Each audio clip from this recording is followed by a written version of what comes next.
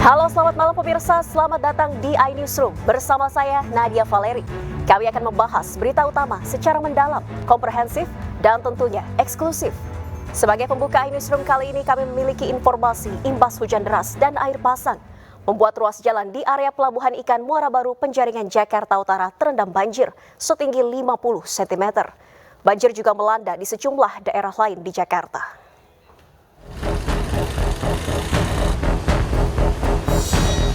Banjir setinggi 50 cm menggenangi ruas jalan di area pelabuhan ikan Muara Baru Penjaringan Jakarta Utara. Ketinggian air membuat sejumlah kendaraan mogok tak terkecuali truk box yang hendak melakukan bongkar muat. Dari kemarin sore, mulai hujan kemarin udah mulai banjir. Tapi sekarang belum surut? Belum. Kendaraan roda 2 maupun roda 4 yang melalui jalan dari arah Kebayoran Lama menuju Cipulir, Jakarta Selatan terpaksa menurunkan lajunya akibat adanya genangan air. Banjir juga terjadi di sini. Tidak sedikit kendaraan yang mengalami mati mesin setelah melintasi akses jalan tersebut. Macet parah bang, banjir bang, gila. Banjir. Ada ketinggian berapa senti bang situ? Sekitar 50 sentian bang. 50 sentian. Iya. Ini sering kejadian bang sini bang. Apa namanya? Sering bang. Kalau hujan gede ya udah. Banjir pasti ya? Banjir pasti bang. Ruas Kemang Raya Jakarta Selatan terendam air setinggi 40 cm. Genangan air terjadi akibat hujan deras hingga membuat saluran air tak mampu menampung debit air.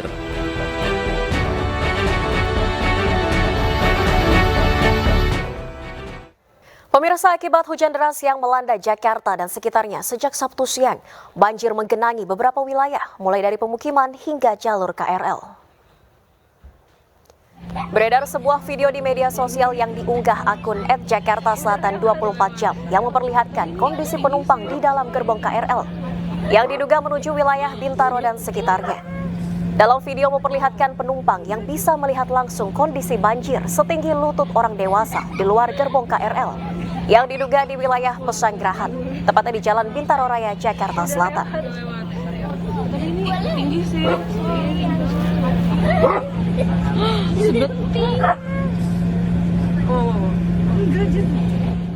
Dan pemirsa, hujan deras membuat pemukiman warga di Pondok Karya, Mampang, Jakarta Selatan terendam banjir. Banjir akibat curah hujan tinggi hingga aliran Kali Mampang meluap.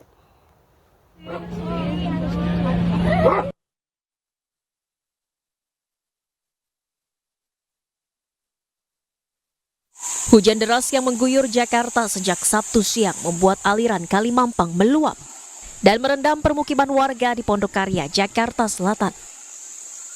Banjir dengan ketinggian 40 hingga 50 cm membuat aktivitas warga terganggu. Beberapa kendaraan roda 2 milik warga pun mogok akibat terendam banjir, hingga harus dievakuasi ke tempat lebih tinggi.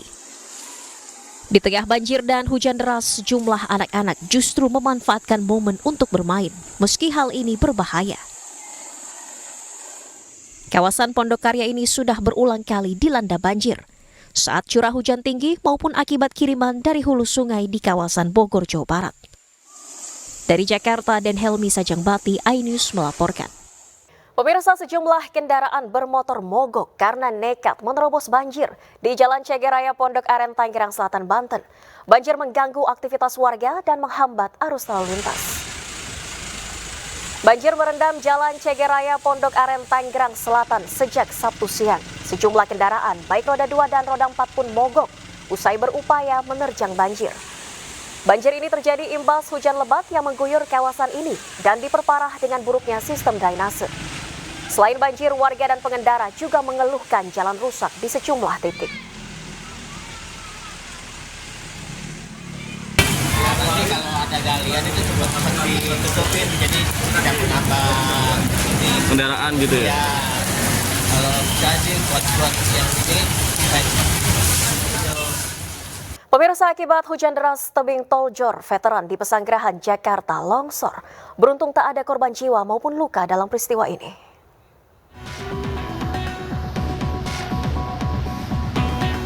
Beginilah kondisi longsoran tebing tol Jor Veteran yang menutup sebagian Jalan Mulia Bakti Pesanggerahan, Jakarta Selatan pada Sabtu siang. Longsor terjadi akibat curah hujan tinggi yang menggerus tanah penahan tol. Meski terjadi longsor, hal ini tidak mengganggu akses tol Jor arah Serpong dan sebaliknya. Petugas jasa marga yang berada di lokasi bergegas membersihkan sisa-sisa gundukan tanah yang menutupi jalan. Menurut PPSU, terjadinya longsor dinding pembatas tol atau tebing tol setinggi 6 meter ini merupakan kali kedua. Awalnya hujan dari jam 10 pagi, ya berhenti, ya. Ini kejadian tadi jam 1 lebih lewat 15 menit kalau nggak salah, blong gitu kan, dari longsor. Ini udah yang kedua kali, di Bintaro Permai ini udah 2 kali tol. Tapi alhamdulillah sudah ditangani sama pihak jasa marga dan dibantu PPSU dari Kelurahan Bintaro. Tidak ada korban jiwa maupun luka-luka dalam peristiwa ini. Dari Jakarta, Helmi Sajangbati, iNews melaporkan. Ya pemirsa, meski sudah masuk musim kemarau, beberapa hari ini Jakarta masih terus diguyur hujan. Diperkirakan hujan masih berpeluang turun. Dan untuk mengetahui anomali cuaca yang terjadi, kami sudah tersambung dengan Guswanto, Deputi Bidang Meteorologi BMKG. Selamat malam Pak Guswanto. Selamat malam Valeria. Baik Pak Guswanto, apa anomali cuaca yang terjadi Pak? Ini masih musim kemarau tapi intensitas hujan tinggi. Baik, yang perlu diketahui yang pertama, saat ini memang Indonesia sudah memasuki musim kemarau. Jadi puncaknya nanti kita prediksi di Juli ini sampai Agustus. Dan itu memang sudah 72% wilayah Indonesia memasuki musim kemarau. Namun di bulan Juli atau akhir Juni yang lalu itu ada dinamika atmosfer, terutama yaitu perkembangan untuk gelombang Madden-Julian Oscillation itu berada pada kuadran 3, yaitu di Indian Ocean. Dan ini memberikan dampak kepada pembentukan awan hujan di wilayah Indonesia, terutama di bagian barat. Yang kedua, gelombang Rossby ekuator juga ini beraktif ya, aktif kembali. Ini terpantau aktif di atas Kalimantan Utara, Kalimantan Timur, Sulawesi bagian Selat Makassar, dan Selat Sulawesi bagian barat. Kemudian di samping itu kita juga masih memantau adanya gelombang Kelvin yang terpantau di sekitar Nusa Tenggara Timur, Kalimantan bagian selatan, dan Maluku Utara, Maluku. Nah, dari gangguan dinamika atmosfer 3 gelombang tadi beramplifikasi, yang tiga-tiganya memang mempengaruhi untuk pertumbuhan awan hujan di wilayah Indonesia. Dan inilah yang gangguan yang disampaikan itu. Jadi bukan berarti ini menjadi musim hujan. Karena kita melihat juga memang tahun yang lalu adalah tahun El Nino, dan saat ini kita juga memonitor indeks ENSO Nino 34 itu masih posisi 0,34 ya, artinya masih pada posisi belum La Nina dan belum El Nino, artinya pada posisi netral. Kira-kira itu Valerie yang bisa ditambahkan ya. Baik Pak Guswanto, dengan dinamika cuaca ini sampai kapan intensitas curah hujan tinggi masih akan terus terjadi? Ya. Sementara kami memprediksi BMKG baik memperhatikan gelombang 3 gelombang tadi, kemudian anomali suhu muka laut, kemudian sirkulasi siklonik dan seterusnya. Ini kita prediksi gangguan ini akan berakhir kira-kira tanggal 11 ataupun 12 Juli. Oke, artinya pada pekan depan ini perkiraannya intensitas hujan sudah tidak terjadi lagi ataupun menurun begitu Pak Guswanto? Jadi intensitas akan menurun kembali ke posisi semula. Tadi di depan saya sudah sampaikan bahwa sebenarnya Indonesia pada saat ini adalah pada posisi musim kemarau secara umum. Khususnya di wilayah Jawa, Bali, Nusa Tenggara itu adalah posisi-posisi di mana biasanya hujannya hujan monsunal, dan ini monsunal itu mempunyai tipe kalau Juni, Juli, Agustus itu biasanya kemarau. Oke, Pak Guswanto, dinamika cuaca yang terjadi saat ini dalam masa transisi menjelang musim kemarau ini seberapa parah? Apakah ini memang lumrah terjadi? Ini lumrah terjadi menurut kami dari BMKG biasanya karena dinamika atmosfer yang Madden-Julian Oscillation, kemudian Kelvin, dan kemudian Rossby itu memiliki waktu. Misalkan seperti Madden-Julian Oscillation ini akan bersirkulasi nanti keluar dari wilayah Indonesia, masuk lagi setiap 10 sampai 30 harian. Kalau sedangkan Kelvin maupun Rossby itu ada yang 2-3 hari, sampai yang satu adalah 5 sampai 7 hari. Demikian. Sedangkan kalau yang tetap di wilayah kita adalah musim angin muson ya. Angin saat ini angin muson itu angin muson timur yang berdampak membawa curah hujan sedikit, artinya musim kemarau. Baik, Pak Guswanto, wilayah mana yang paling terdampak dinamika cuaca ini dan mana saja titik yang harus diwaspadai warga? Baik, kalau kita melihat dari potensi yang terjadi ya, hujan lebat itu terjadi di beberapa wilayah. Yang pertama di Bengkulu, Sumatera Selatan, Bangka Belitung, Lampung, Banten, DKI Jakarta, Jawa Barat, Jawa Tengah. Kemudian ada di Sulawesi Selatan, kemudian ada di Sulawesi Barat, ada di Sulawesi Tenggara, ada juga yang di Papua Selatan, Maluku, dan Maluku Utara. Kira-kira itu. Baik, Jakarta salah satu titik yang terdampak dinamika cuaca ini. Spesifiknya Pak Guswanto di Jakarta mana saja? Karena kan intensitas hujannya tidak merata juga di wilayah Jakarta. Betul sekali. Jadi kalau kita melihat, kan ini propagasinya kalau saya melihat ya, aliran udaranya itu dari wilayah utara dia akan masuk ke selatan ya. Namun dampak hujannya itu biasanya dari selatan ke utara berjalannya. Jadi kalau kita lihat di sini yang kita lihat adalah Jakarta Selatan untuk Jabodetabek, itu adalah Jakarta Selatan, kemudian Tangerang, kemudian kita lihat Depok, kemudian kita lihat Jakarta Barat, Jakarta Pusat, dan Bekasi. Baik, Pak Guswanto, terakhir imbauan untuk warga di masa transisi musim kemarau ini apa saja? Himbauan kepada masyarakat yang perlu kami sampaikan, yang pertama adalah kami menghimbau kepada masyarakat agar tetap tenang dan waspada akan terjadinya bencana cuaca ekstrim yang bisa menghasilkan bencana, baik itu hidrometeorologi basah maupun hidrometeorologi kering. Karena kalau kita lihat tidak hanya banjir yang tadi yang muncul, tapi ada angin kencang. Kemudian ada juga hujan es pada tanggal 3 yang lalu. Jadi masyarakat tetap tenang dan waspada akan terjadinya cuaca ekstrim yang bisa mengakibatkan bencana hidrometeorologi. Yang kedua, kami menyarankan kepada masyarakat atau menghimbau agar tetap memonitor perubahan lingkungan yang terjadi di sekitarnya. Misalkan saluran air, kemudian pohon-pohon yang di halaman rumah atau di sekitar di dekat rumah itu mohon agar ditebang, sehingga apabila terjadi angin kencang maupun terjadi hujan secara tiba-tiba dan jumlahnya banyak tidak mengenang dan tidak mengakibatkan banjir. Kemudian kalau kita melihat ya Valeri, bahwa hampir 70 atau 80% itu untuk mitigasi bencana hidrometeorologi itu adalah dari mengenali lingkungan sekitarnya.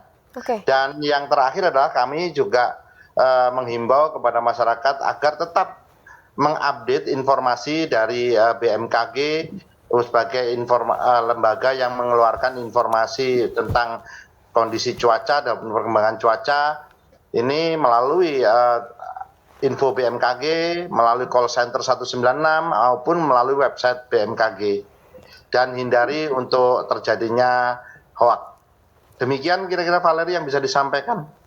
Baik, terima kasih Pak Guswanto atas informasi dan juga himbauannya, Deputi Meteorologi BMKG. Salam sehat, selamat malam Pak Guswanto. Salam sehat dan selamat malam. Ya, pemirsa, sidang pra-peradilan tersangka pembunuhan Vina Peggy Setiawan akan memasuki tahap akhir. Rencananya putusan akan dibacakan pada Senin 8 Juli 2024 mendatang. Lalu seperti apakah persiapan Peggy dan tim kuasa hukum menghadapi persidangan putusan nanti? Kita akan membahasnya bersama dengan Tony RM selaku kuasa hukum Peggy dan Rasman Nasution praktisi hukum. Assalamualaikum, selamat malam Bang Tony, Bang Rasman. Selamat malam. Assalamualaikum warahmatullahi wabarakatuh. Waalaikumsalam. Baik, saya ke Bang Tony terlebih dahulu. Bang Tony, ini tahapan pembuktian sudah selesai dilakukan. Seperti apa persiapan pihak Anda menjelang pembacaan putusan nanti? Ya, kami tim penasihat hukum Peggy Setiawan sangat yakin putusannya nanti permohonan kami dikabulkan, penetapan tersangka Peggy Setiawan dinyatakan tidak sah atau tidak mempunyai kekuatan hukum mengikat. Kenapa kami simpulkan demikian? Karena dari fakta-fakta yang terungkap di persidangan, jawaban penyidik dalam menetapkan tersangka Peggy Setiawan itu berdasarkan putusan pengadilan kemudian berdasarkan daftar pencarian orang atau DPO. Kami bahas, penyidik menetapkan penyidikan lanjutan, ya, itu tanpa memeriksa keterangan Peggy Setiawan sebagai saksi dengan alasan karena Peggy Setiawan DPO.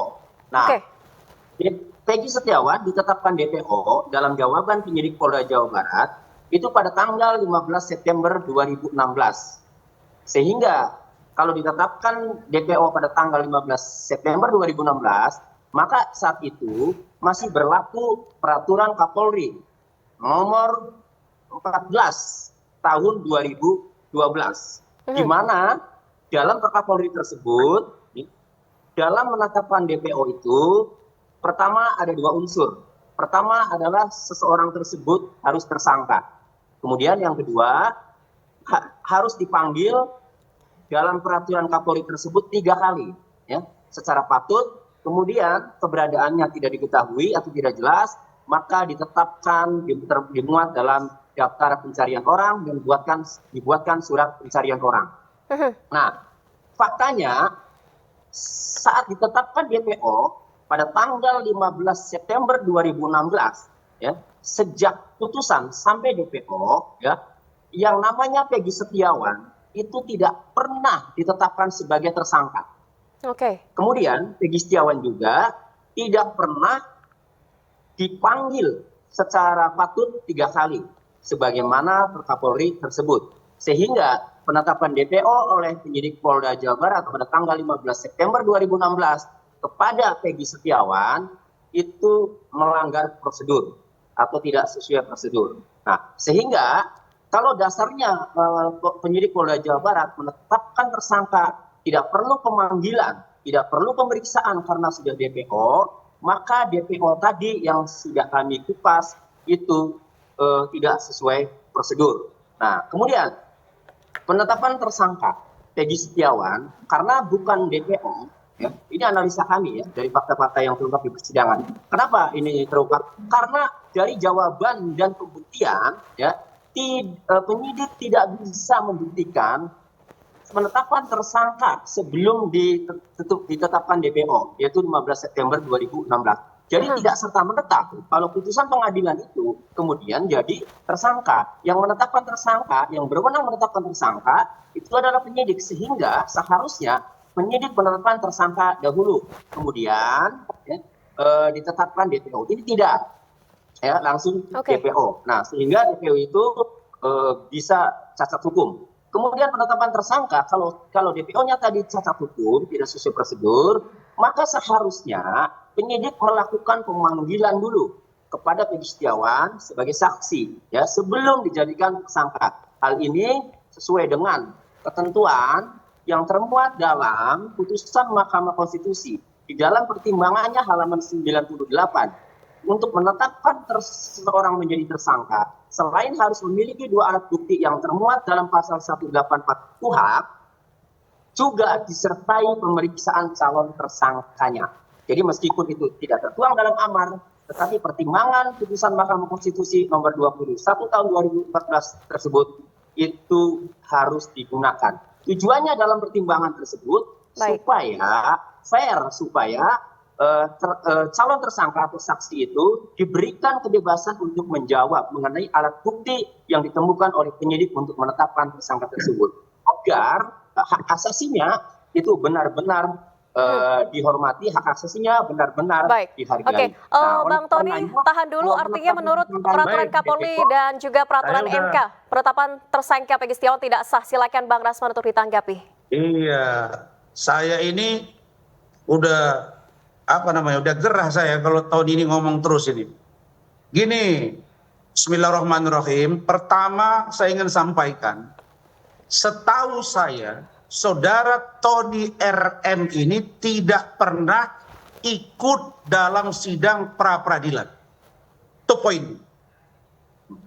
Artinya, kalau saudara tidak ikut, maka saudara tidak cukup mumpuni, tidak cukup mafhum, tidak cukup paham dengan apa yang terjadi dalam materi gugatan karena saudara hanya sebagai seorang pengunjung sidang. Saya sudah tanya, saudara bicara, saya nggak jawab, saya nggak bantah. Dengarin aja dulu, baik-baik ya. Dan dengarin dulu. Waktu saudara bicara panjang lebar, saya diam, saya nunduk. Dan saya barusan berbicara langsung by phone dengan 2 pengacara tim hukum Peggy yang ikut di sidang pra-peradilan. Dan mereka mengatakan bahwa saudara tidak ikut dalam tim pra-peradilan. Maka jangan biasakan diri untuk memborong pekerjaan orang lain. Itu poin pertama. Poin yang kedua, jangan senyum-senyum. Karena yang tim hukum Anda itu pun protes kepada Anda. Udah, Anda tidak percaya. Kalau Anda tidak percaya, tanya kepada tim hukum itu. Poin yang kedua, apa yang saudara sampaikan itu semuanya normatif. Apa yang saya sebut dengan normatif? Saudara menjelaskan secara terperinci dalam situasi yang normal. Memang ada yang diatur oleh KUHP. Memang ada peraturan Kapolri. Memang ada peraturan Perkaba, peraturan Kabar Eskrim. Memang ada. Memang ada SOP, standar operasional prosedur. Tapi yang kalian selalu lupa ada. Bahwa penetapan 3 DPO, termasuk Peggy alias Peron, berdasarkan putusan pengadilan. Yang melalui proses tahapan, penyidikan, penuntutan, vonis. Dan karena itu, kalau saudara mengatakan bahwa orang yang sudah DPO, lalu kemudian dipanggil 3 kali, tunjukkan kepada saya satu saja contoh atau jurisprudensi di negara ini, sehingga orang yang DPO dipanggil dulu 3 kali, lalu kemudian kalau tidak datang, baru tetapkan tersangka. Putusan Pengadilan Negeri Cirebon menetapkan 3 DPO. Sebenarnya kalau dalam konstruksi hukum yang kita paham, yang 3 orang ini sesungguhnya sudah divonis oleh hakim. Hanya saja siapa manusianya? Manusianya ini begitu 2024 muncul sebuah film yang diberi judul Vina sebelum 7 hari, lalu kemudian didalami oleh penyidik dengan serta-merta, dengan cepat, dengan patut, dengan wajar, dan terukur. Mereka mulai bergerak, tanya kepada para terpidana, ada pengakuan, ada pernyataan, yang mereka mengkerucut kepada satu nama. Termasuklah pernyataan saudara Sudirman, yang mengatakan bahwa Peggy Peron adalah Peggy Setiawan. Untuk memastikan Peggy alias Peron adalah Peggy Setiawan, Polda Jabar datang menggeledah rumah saudara Peggy Setiawan. Di sana ditemukan ijazah yang satu lulusan dengan saudara Sudirman. Ini pengakuan, ini legalitas. Sehingga polisi melihat, penyidik menemukan benar pernyataan Sudirman bahwa Peggy alias Peron ternyata adalah Peggy Setiawan. Jadi yang menyebut Peggy Peron bukan polisi. Peggy Setiawan bukan polisi. Polisi menemukan Peggy alias Peron ternyata adalah Peggy Setiawan. Itulah konstruksi hukum yang benar. Poin 2. Poin 3. Setelah melihat, mendalami, saya jadi agak sulit ini berdebat ini karena saudara tidak masuk dalam tim penyusunan ini. Nah, saya pun berharap saudara ke depan jangan diborong semua pekerjaan orang. Kalau saudara tampil dengan dasi, saya senang sekali.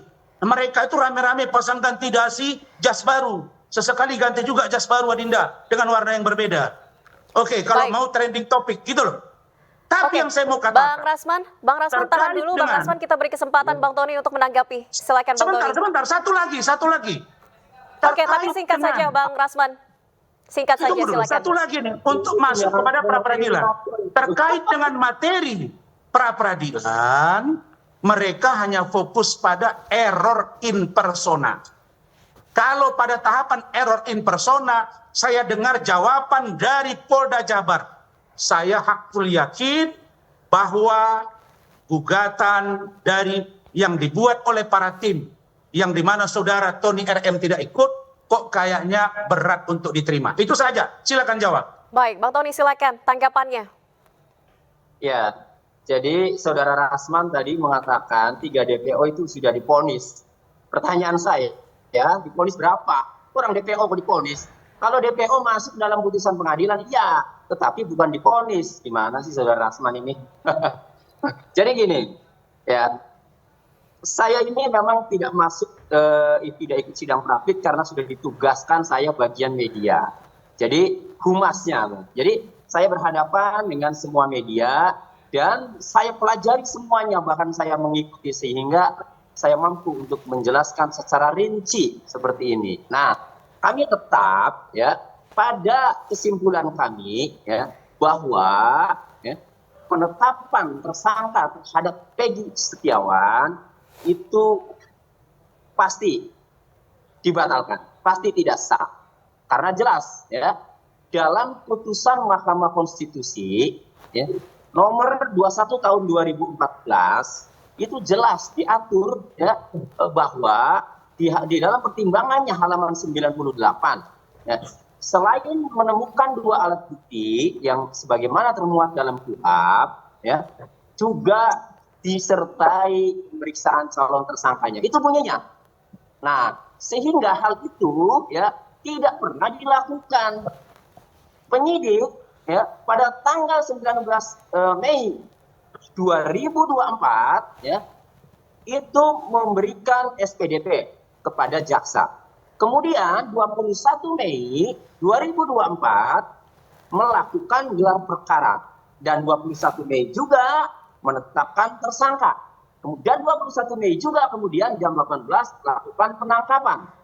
Dan BAP yang kami terima salinan BAP itu BAP langsung sebagai tersangka. Tidak ada pemeriksaan sebagai saksi atau calon tersangka. Ini bisa saya jawab nggak? Baik, Bisa saya jawab nggak ini? baik, Bang Tony, Bang Rasman nanti akan diberikan kesempatan lagi untuk bisa mengcounter argumen masing-masing. Namun kita jeda terlebih dahulu dan pemirsa tetaplah di iNewsroom.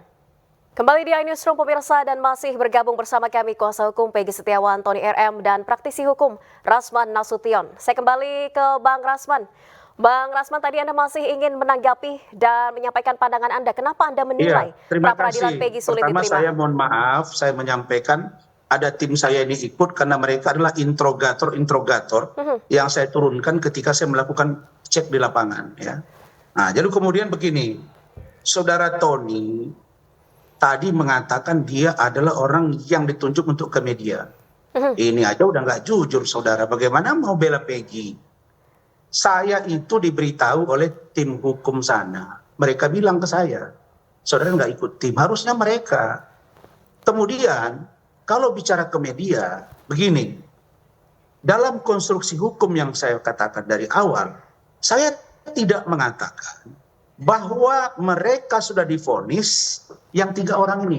Kalau kita ambil rangkaian ceritanya dalam konstruksi hukum, Anda jangan lupa, saya ini di samping diri saya sendiri sebagai seorang lawyer, saya punya tim, saya juga berdiskusi dengan orang-orang yang ahli hukum, jaksa, hakim, jenderal, baik purnawirawan, baik aktif. Kenapa? Sejatinya sebagai seorang lawyer kita harus mendapat masukan. Makanya kalau kita jujur mengatakan bahwa untuk kasus Peggy ini, taruhlah kita perdebatkan bahwa mereka putusan pengadilan, kalau kita sebut, ada yang disebut dengan putusan pengadilan in absentia. Sebenarnya yang 3 orang yang divonis oleh majelis hakim sehingga keluar 3 nama, itu bisa dimasukkan kategori putusan in absentia. Tetapi tidak kita temukan siapa orangnya. Nah, masalahnya sekarang, begitu vonis dilakukan, lalu kemudian penyidik bergerak cepat, mereka mengkerucut kepada 1 nama. Dari mana itu? Di luar dari Sudirman, ada lagi ada lagi 17 orang yang diperiksa oleh penyidik yang mengatakan bahwa Peggy alias Peron adalah Peggy Setiawan. Itu clear sampai di situ. Lalu kemudian saya tengok didatangkan ahli. Saya lihat ahli yang didatangkan itu ketika ditanya dia juga kelabakan gitu. Karena apa? Karena dia mengatakan bahwa seseorang dipanggil di 3 kali. Itu kan dalam keadaan normal. Ini tidak normal. Ini ada force major istilahnya, sehingga harus dilakukan cara-cara cepat dan tindakan yang terukur. Maka ketika diperiksa dari keterangan para terpidana yang berubah-ubah ini mengkerucut ke satu nama. Tapi saya menjadi aneh ini, Saudara Tony. Saudara mengatakan tadi bahwa pasti ditolak. Inilah orang hukum yang nggak ngerti hukum. Kau belajar dulu kau. Baik, Sejak Bang kapan Tony seorang silakan ditanggapi. lawyer Bang Rasman, mengatakan Bang Rasman, pasti ditolak? kita Pasti berikan benar kesempatan Bang Tony pembelaannya. dulu untuk Nggak menanggapi pernah Bang itu. Rasman. Silakan Bang Tony. Nggak pernah itu. Ya, Bang silakan. Tony, audionya masih di mute, Bang. Bisa dibuka terlebih dahulu. Bang Tony, audio Anda masih termute. Ya, baik. Jadi kalau ditanya, setiap ditanya oleh presenter atau host seberapa yakin, kami yakin gugatan kami pasti dikabulkan, permohonan kami pasti dikabulkan. Itu ya, bukan ditolak ya, kami dikabulkan. Insya Allah. Nah, nih, jadi tadi Bung Rasman, silakan di peraturan mana kalau DPO itu harus dipanggil dulu. Ya, ketika ya penetapan DPO terhadap 3 orang itu, termasuk Peggy Setiawan, menurut penyidik dalam jawabannya, menunjukkan uraian bahwa ditetapkan DPO itu tanggal 15 September 2016. Sehingga saya ulangi, biar Bung Rasman paham. Kalau ditetapkan DPO tanggal 15 September 2016, berarti saat itu masih berlaku Peraturan Kapolri nomor 14 tahun 2012 tentang penyidikan, tentang manajemen penyidikan tindak pidana. Saya bacakan. Pasal 31, ayat 1, tersangka. Singkat saja Bang Tony. Itu nggak perlu dibaca itu, Tony. Itu dari kepala saya itu. Itu dari kepala saya itu yang Anda bilang itu nggak perlu dibaca itu. Dapat dicatat di dalam daftar pencarian orang dan dibuatkan surat pencarian orang. Iya, artinya ini bisa saya ngomong. Baik, Bang Tony. Bang Tony, karena durasi kita juga terbatas, mungkin tidak usah dibacakan peraturan Kapolri ini. Saya langsung tanya ke Bang Tony, seberapa yakin Anda pra-peradilan akan diterima Senin nanti? Sangat yakin, karena penetapan DPO-nya juga 15 September 2016 melanggar prosedur atas peraturan yang waktu itu berlaku, dan penetapan tersangkanya juga tidak sesuai dengan ketentuan yang sudah ada putusan Mahkamah Konstitusi nomor 21 tahun 2014. Ini durasinya pendek. Sudah bisa saya jawab nih. Dan itu tidak dipenuhi oleh penyidik sehingga penetapan tersangka kami yakin tidak sah. Baik, Saya Bang jawab Tony ya, sangat closing yakin dan statement. optimis. Saya ke Bang Rasman, pertanyaan yang sama. Seberapa yakin Begini. Anda pra-peradilan Peggy Setiawan akan diterima atau ditolak nanti? Saya orang hukum, saya kok meyakini agak berat dikabulkan. Itu bahasa saya. Tapi yang paling penting, Saudara Tony, saudara saya ingatkan bahwa sesungguhnya pengacara keluarga Vina dan keluarga Eki, klien saya Yosi Ahdian, sudah mengatakan seluruh proses tahapan dari 8 terpidana, termasuk yang 3 DPO ini berjalan dengan normal.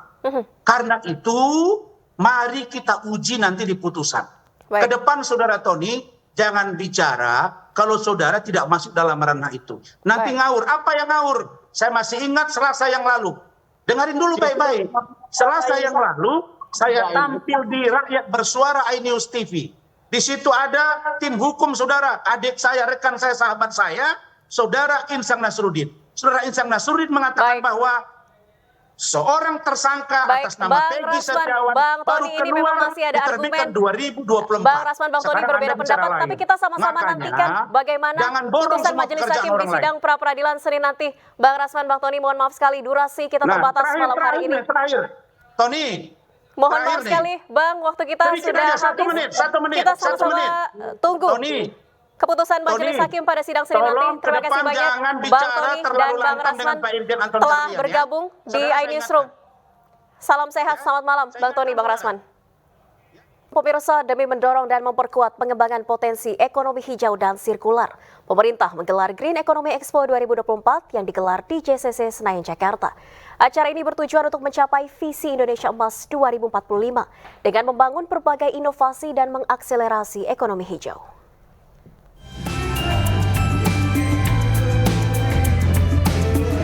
Kementerian PPN Bappenas menggelar Green Economy Expo 2024 yang bertema dekarbonasi industri melalui praktik-praktik sirkular di Jakarta Convention Center, Senayan, Jakarta. Dalam kegiatan ini, pihaknya mendorong untuk memperkuat dan mengembangkan ekonomi hijau dan sirkular dalam berbagai agenda pembangunan. Salah satunya kerangka regulasi yang perlu diperkuat. Green Economy Expo 2024 merupakan melting pot untuk berbagai bentuk nyata kemitraan demi mewujudkan visi Indonesia Emas tahun 2045 mendatang. Upaya akselerasi transformasi ekonomi melalui penerapan ekonomi hijau sudah sesuai dengan rencana pembangunan Indonesia 20 tahun mendatang. Melalui percepatan transisi energi, penerapan ekonomi sirkular dan pengembangan industri hijau merupakan bagian dari rencana penerapan ekonomi hijau dalam rencana pembangunan jangka panjang nasional tahun 2025 hingga 2045. Green Expo ini merupakan forum untuk enabling, untuk kita membangun ekosistem, untuk showcasing ya, sehingga nantinya apa yang disebut sebagai ekonomi sirkular sebagai salah satu strategi kita untuk ekonomi hijau betul-betul bisa diimplementasikan. Pelaksanaan Green Economy Expo 2024 membuat Indonesia memiliki modalitas yang kuat untuk bertransisi dari ekonomi linear menuju ekonomi sirkular. Dari Jakarta, Rian Rahman, Abdul Roshid, iNews melaporkan. Kita ke informasi lainnya, pemirsa, kecewa dengan pelaksanaan PPDB yang dinilai kacau. Sejumlah warga berdemo di depan kantor DPRD Jombang, Jawa Timur. Warga menilai PPDB di Jombang penuh kecurangan, sehingga banyak anak yang tidak diterima sekolah di dekat tempat tinggal mereka. Dan pemirsa, informasi ini sekaligus menutup jumpa kita di iNewsroom hari ini. Saya Nadia Valeri, pamit undur diri. Terima kasih, selamat malam, sampai jumpa.